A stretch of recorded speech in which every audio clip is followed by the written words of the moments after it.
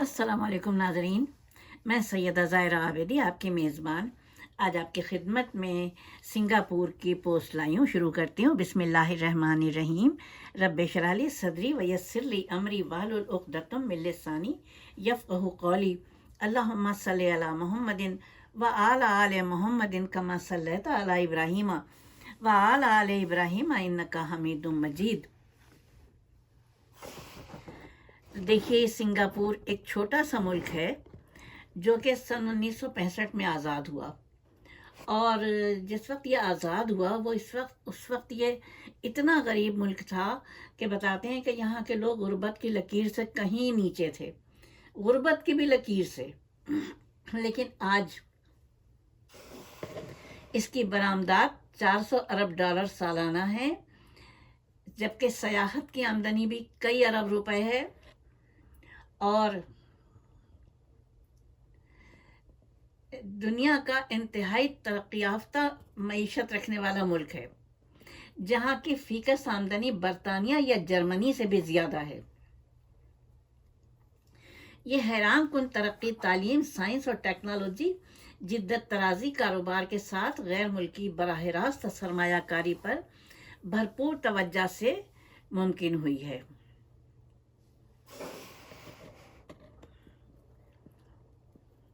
Singapore की हर पुरबसीरत हुकूमत ने, जिसमें उनके जो पहले वज़ीर आज़म थे ना, वही सबसे ज़्यादा समझदार थे।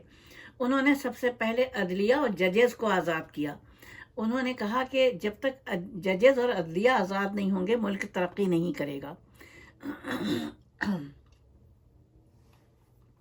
चुनांचे जब इंसाफ का निज़ाम कायम हुआ तो सब कुछ ठीक हो गया।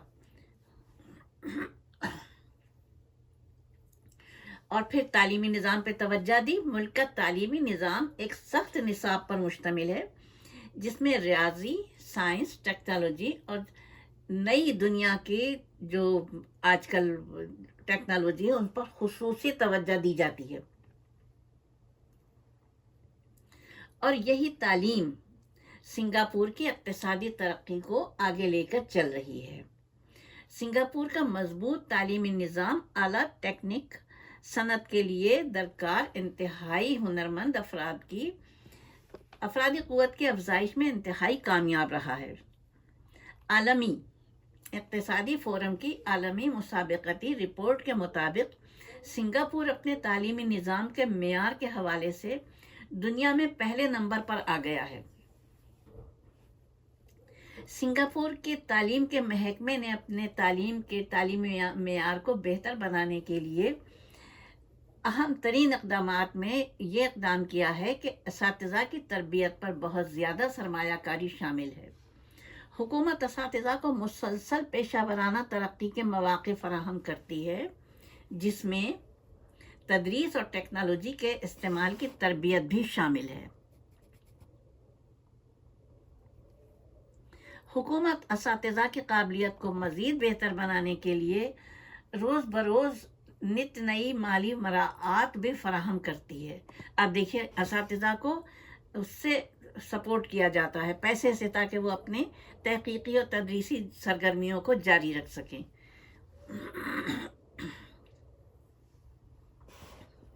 सिंगापुर ने तालीम के मेयार को बेहतर बनाने के लिए एक और कदम उठाया है, और वो आला मरकज़ी निज़ाम तालीम की तरक्की है। ये मरकज़ी निज़ाम इस बात को यकीनी बनाता है कि तमाम तलबा को उनके समाजी व इक़्तिसादी पस मंज़र से क़तई नज़र मेयारी तालीम दी जाने के वो मुस्तहक़ हैं।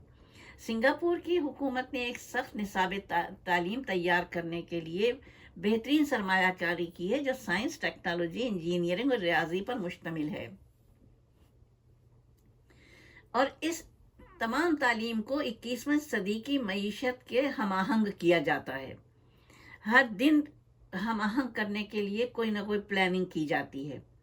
हुकूमत ने स्कूलों में तख्लीकी सलाहियतों को फ़रोग़ देने के लिए प्रोग्राम भी इंट्रोड्यूस करवाए हैं, जैसा कि कम पढ़ें ज़्यादा सीखें, जो असातिज़ा को मक़दार के बजाय मेयारी तदरीस पर तवज्जो देने की तरग़ीब देता है।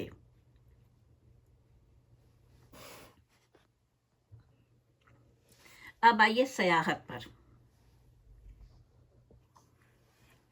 اب دیکھیے سنگاپور میں سیاحت کے مواقع. سنگاپور اپنے محل وقوع، پرفضا موسم اور گوناگون دلچسپیوں کے باعث سیاحوں کے پوری دنیا کے سیاحوں کے لیے ایک بہترین پرکشش مقام ہے. اس لیے دنیا بھر سے ہر سال لاکھوں سیاح وہاں سیر و تفریح کے لیے جاتے ہیں، جن میں ایک بڑی تعداد پاکستان اور ہندوستان سے جانے والوں کی بھی ہوتی ہے.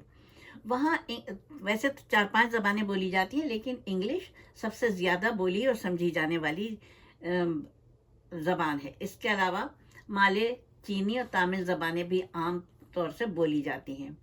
وہاں پاکستانی بھی بڑی تعداد میں رہتے ہیں، اور عمومی طور سے باشندے کم از کم 2 زبانیں ضرور جانتے ہیں، جیسے ہمارے پاکستان سے جانے والے پنجابی اور انگلش یا اردو اور انگلش جانتے ہیں. جنوب مشرقی ایشیا میں اس چھوٹے سے ملک کا رقبہ 683 مربع کلومیٹر اور آبادی لگ بھگ 60 لاکھ نفوس پر مشتمل ہے، یعنی ہمارے لالو کھیت سے بھی کم. اس کے شمال میں ملیسا واقع ہے، جو اس کا واحد پڑوسی ہے. یہاں کی 36% آبادی تاریخ وطن پر مشتمل ہے. ظاہر ہے جب وہاں خوشحالی ہے تو لوگ دوڑے دوڑے چلے جاتے ہیں. سنگاپور ایک انتہائی ترقی یافتہ ملک ہے، جہاں فلک بوس عمارتیں ہیں، خوبصورت جزیرے ہیں اور دلکش سیاحتی مقامات ہیں. اس کے علاوہ بچوں، بڑوں، سب کے لیے دلچسپی کے کافی سامان موجود ہیں. یہی وجہ ہے کہ یہاں پورے سال دنیا بھر سے سیاحوں کی آمد و رفت جاری رہتی ہے. ماضی میں ایک بھارتی فلم سنگاپور میں لتا منگیشکر کا گانا جیون میں ایک بار آنا سنگاپور سن کر ہمارے دل میں بھی یا بہت سو کے دل میں سنگاپور دیکھنے کی خواہش جاگ جاتی ہے. سنگاپور دور حاضر میں اقتصادی اور تجارتی لحاظ سے دنیا بھر میں مرکزی حیثیت اختیار کر چکا ہے. اس کی ایئرپورٹ کی پرشکوہ عمارت چمکدار دھوپ میں اپنی شان و شوکت دکھاتی ہے اور رات میں کمکموں سے سجی ہوئی ایک دلہن کی طرح دکھائی دیتی ہے. یہاں کے ایئرپورٹ کی خاص بات یہ ہے کہ یہ دنیا کے مصروف ترین ایئرپورٹس میں شمار ہوتا ہے. اس کا نام ہے چانگی ایئرپورٹ، جہاں سے ہر ہفتے دنیا کے 100 ممالک کے 400 شہروں میں تقریباً 7,000 پروازوں کی آمد و رفت ہوتی ہے. ہر 80 سیکنڈ پر ایک پرواز سنگاپور اپنی اس جغرافیائی پوزیشن کے باعث ایک طرف آسٹریلیا اور نیوزی لینڈ کو ساری دنیا سے ملاتا ہے، تو دوسری طرف انڈونیشیا، فلپائن اور جاپان کے لیے بھی راستہ مہیا کرتا ہے. سنگاپور کی بندرگاہ کا شمار دنیا کی مصروف ترین کنٹینر پورٹس میں ہوتا ہے. اس کا اندازہ بحری جہازوں میں ہوائی جہازوں کی لینڈنگ اور ٹیک آف کے وقت سمندر میں کنٹینر سے لدے بحری جہازوں کو بندرگاہ کی طرف رواں دواں دیکھ کر ہی ہو جاتا ہے. سنگاپور کا شمار بھی ویٹیکن اور مناکو جیسی چھوٹی ریاستوں میں ہوتا ہے، جو کہ ایک ہی شہر پر مشتمل ہے.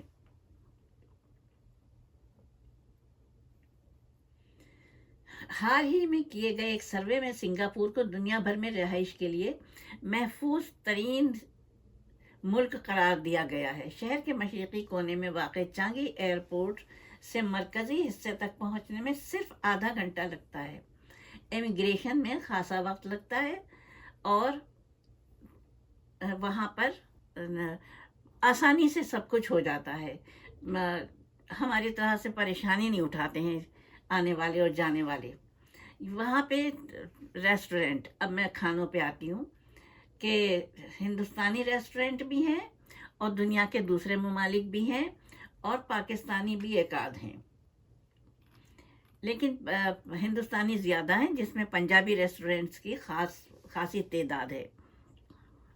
شہر کا بیچوں بیچ ایک ہوٹل ہے اور جہاں سے آپ کھڑکی سے باہر کا نظارہ کر سکتے ہیں پورے شہر کا. شہر کا کل رقبہ صرف 700 مربع کلومیٹر ہے، جبکہ لمبائی 50 کلومیٹر، چوڑائی صرف 27 کلومیٹر ہے. اس رقبے کا خشکی کا یہ چوتھائی حصہ بھی سمندر کو پیچھے دھکیل کر حاصل کیا گیا ہے. اس کام کے لیے پڑوسی ملک ملائیشیا سے لاکھوں ٹن